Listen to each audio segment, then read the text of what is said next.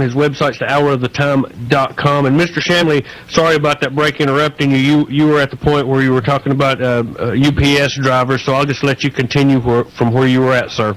Sure. And what had promulgated this whole so-called investigation, Farron, was a local doctor, Dr. Scott Hamlin, who's a lying piece of crap, always has been.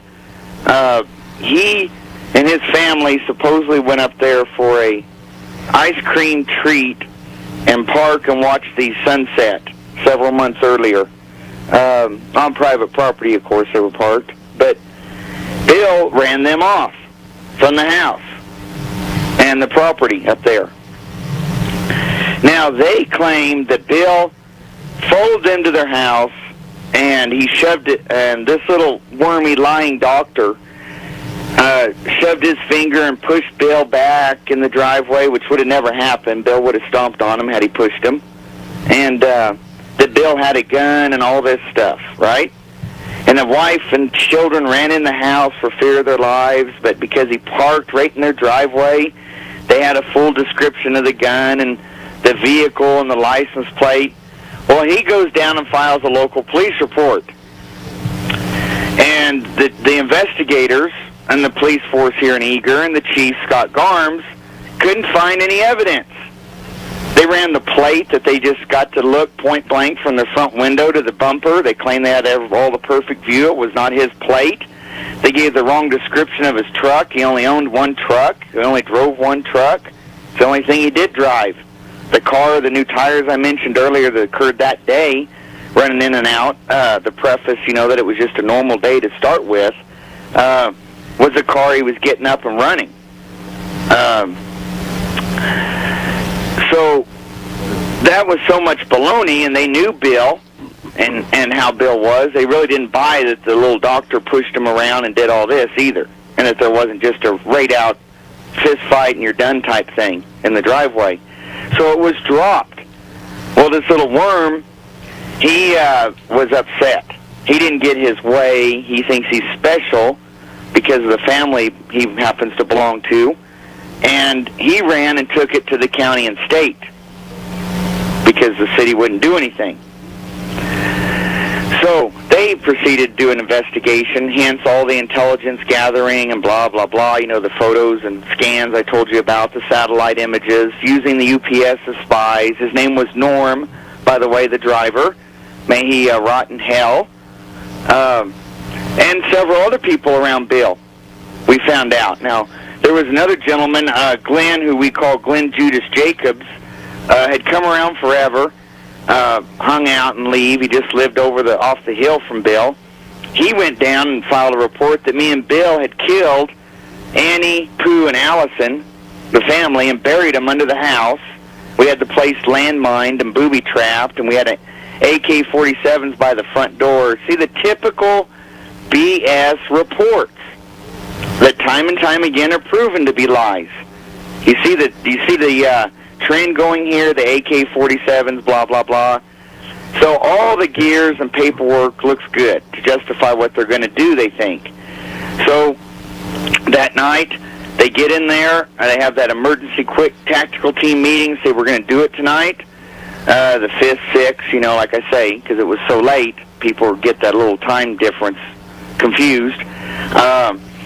They decided to use a plain marked Chevy pickup, the tactical teams did, like anybody might drive around this. We're in the mountain country, 7,500 feet, in the forest, elk, all that. Everybody owns a truck. Drove up and down to the end of the cul-de-sac from Bill, a dirt cul-de-sac. He lived on top of a hill. He was the only home on there. And they had, in fact, 2 people in the cab, one laying in the floorboards. It's all in the reports. And then in the back of the truck, they had more agents laying underneath the tarp. So what they did was went down there and acted maybe like rowdy teenagers, drinking and playing stereos and whatnot. Something, high school children do. And Bill drove down there to run them off. Well, while he drove down there, then agents on foot were coming up the hill from the opposite end to surround them around the house. At that time, which is really ironic, is they even in their briefing to the chief, the lieutenant, and the sergeant locally here at about 1 in the morning when they finally told them that they had a dead resident and that they had done an operation in their town without notifying them ahead of time, said that Bill even told them, I'm going to go call the police. You're trespassing. So even though they're law enforcement, even though the person says he's going to go call the police and involve the law, he's still treated like a criminal or a terrorist and ambushed. So he turns the truck around to head back to the home to make that phone call to involve the law. See how bizarre this is? And that's when a guy came out of the bushes and jumped on Bill's running board and tried to reach in. You know how they try to throw your shifter into park? And Bill knocked him off just with his arm, didn't run over him or nothing. Pulled up kind of on a berm trying to get back to his home, ripped out the whole exhaust system from underneath the Chevy step side. He drove. Got in front of the house, got out. There's people swarming him from every direction, armed. Nobody said they're sheriffs or a tactical team or that they represent the law, and the shooting started. Now, Bill was running for the front door to get in. He had already indicated he was involving the law, so what kind of criminal is he? These people need to think about this. Exactly. The shooting began. Now, they claim he swung his right hand back and shot over his shoulder. I had to survey everything, his dead body, the puddles of blood, where people were laying. Officer Marinas was laying forward and at an angle to him, and Bill supposedly shot him. Now, he didn't die or nothing, but the reason that doesn't jive is because we have a bullet hole through the car that was parked there. And the angle doesn't match him pointing over behind him while he's running, randomly shooting. We're talking about a 60-degree difference, so I guess he had one of those magic bullets. And, but who Marinas did line up with was Deputy Goldsmith. Now, Deputy Goldsmith is who shot Bill multiple times. Those two were an exact line. Bill, we had an official forensics specialist on the air live, unrehearsed, so nothing would be pre-done. Analyze the autopsy reports, which we got from the Tucson lab of Arizona that did the autopsy. Whenever there's a shooting like this, there's always an autopsy automatically done. They indicated there was gross amounts of stippling. Now, stippling only occurs when you fire a gun 6 inches or less distance because it's the unused powder that's still burning that comes out of the end of the barrel behind the projectile and hits the skin and leaves little burn marks. He had those marks on his temple and artery areas by his shoulders and head after he had sustained wounds that would have made him completely inoperable. He could not have fought back. He would have basically been laying there gurgling in blood at the most.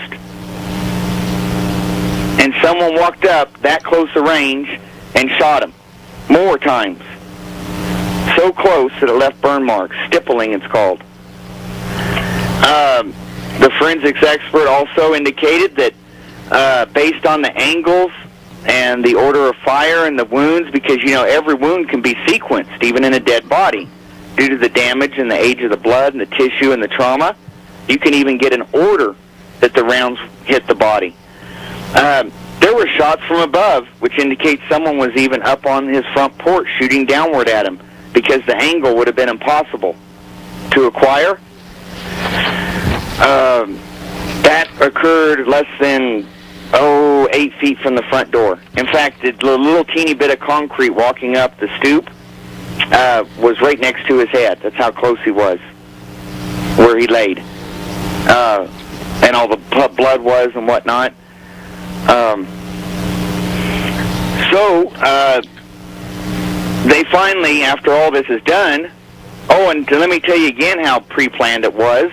They had, in advance, already notified the local ambulance service not to run sirens or lights through town if they got a call that evening because they didn't want to disrupt the community.